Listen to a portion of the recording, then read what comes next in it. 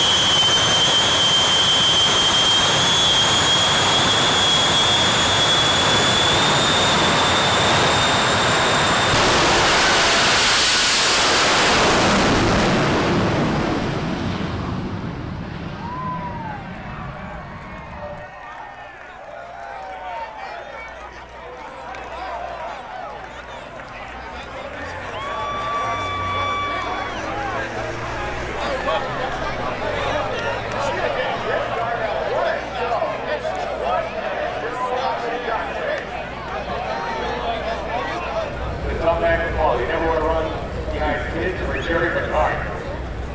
When it's Chris Darnell's duty to do it, his job to do it.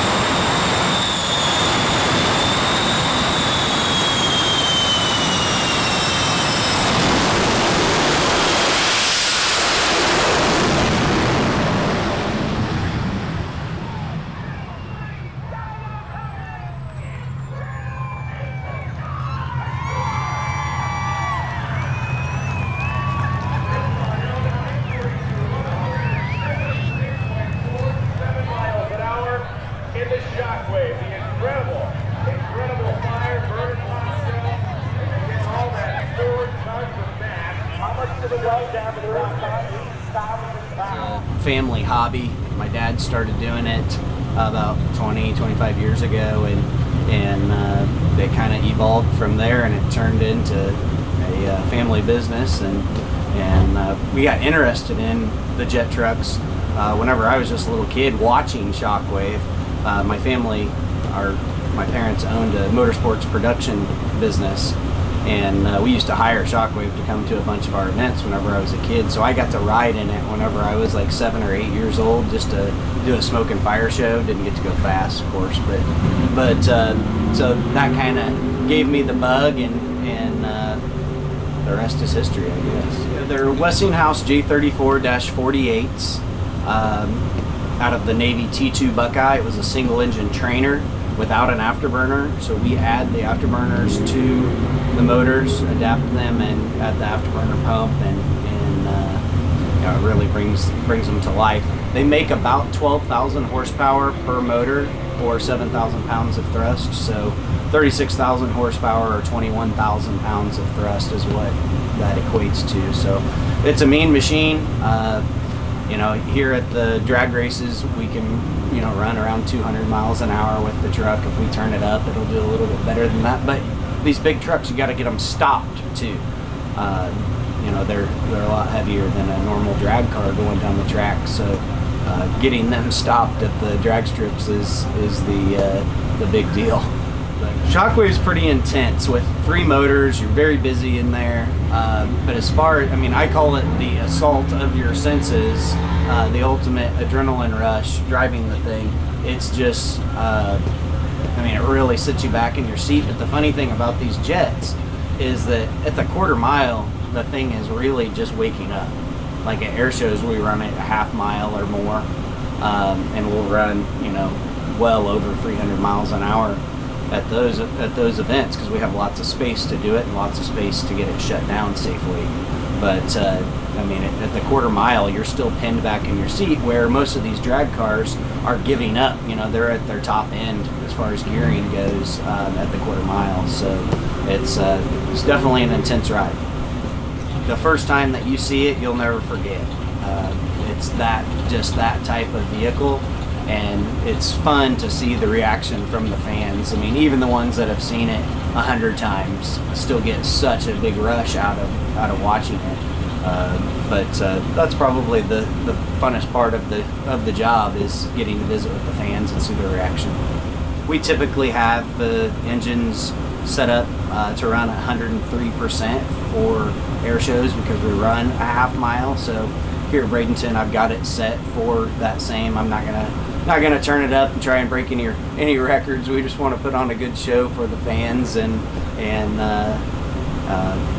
obviously be safe as well. So we're just here to put on a good show, and it's all these jet trucks. It's really, in the quarter mile, it's not so much about what the quarter mile speed is. It's about the line show, the burner pops and the smoke and the fire. That's what the people are coming here to see, and that's what we're gonna get. Are limited to 220 miles per hour. That's what the tag from NHRA, the chassis tag, says. Yes, Bob Motz, he can push that limit, and frequently is up in that range, but his truck is lighter and only set up to run the quarter mile, where our truck is heavier and set up to run up to a half mile or so, with the big wing on the back and everything. So they're just very different, but both put on an excellent show. But yeah, you can definitely turn them up and run the motors on kill, just like any of these other race cars, but it's going to kill the motor. And Shockwave has 3, so yeah, you can definitely turn them up and push the limits. But I'd be getting a call from NHRA on Monday probably.